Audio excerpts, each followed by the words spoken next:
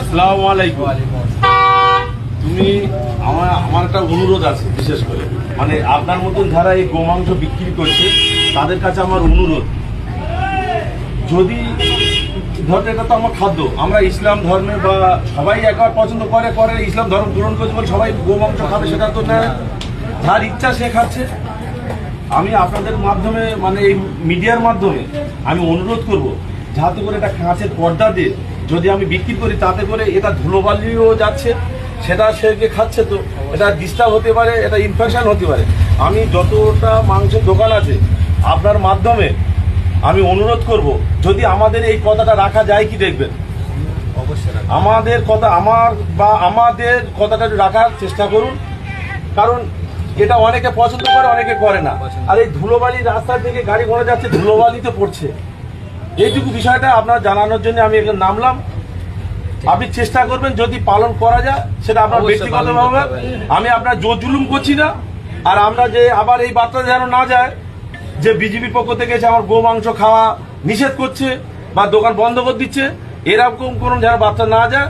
আমি আপনার শুধু কাজ দেওয়ার জন্য আপনার কাছে হাত জোড় করে অনুরোধ করছি। বন্ধুরা, এই যে ভিডিওটা দেখলেন, ভিডিওটা কিন্তু আমার খুব দারুণ লেগেছে, খুব ভালো লেগেছে। দাদার কথা খুব যুক্তি সম্পূর্ণ কথা, খুব দারুণ কথা বলেছে। প্রথমে দাদাকে আমি স্যালুট জানাই। দেখুন, পশ্চিমবাংলায় বিজেপি ক্ষমতায় এসেছে। সাধারণ মানুষ, আমরা মুসলিম মানুষ, আমাদের মনে প্রশ্ন জাগতে পারে যে বিজেপি ক্ষমতায় এসেছে, এখানে মাংস খেতে দেবে না, হয়তো এই খেতে দেবে না, ওই খেতে দেবে না।